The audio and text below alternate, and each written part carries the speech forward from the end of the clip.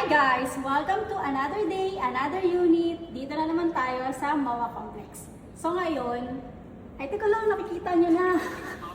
Bago ko kayo i-tour dito sa unboxing natin sa unit na to, panoorin nyo muna to. Excited na ako sa kalabasan ng unit na to, so ipapakita namin after namin matapos.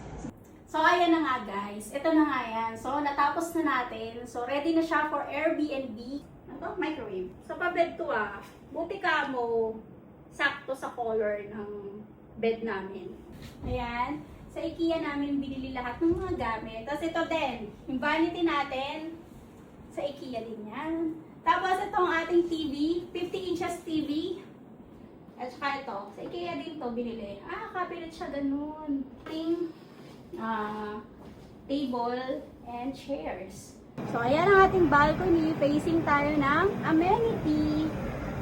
And ayan guys, so tapos na naman tayo sa isang tour natin for today. Yan. So thank you guys for watching. Sa mga may property po dyan na gustong ipa-rent, ipa-long term, kontakin nyo lang po kami at kung ano man po gusto nyo gawin sa unit. Thank you guys for watching and please don't forget to subscribe to my channel. Bye!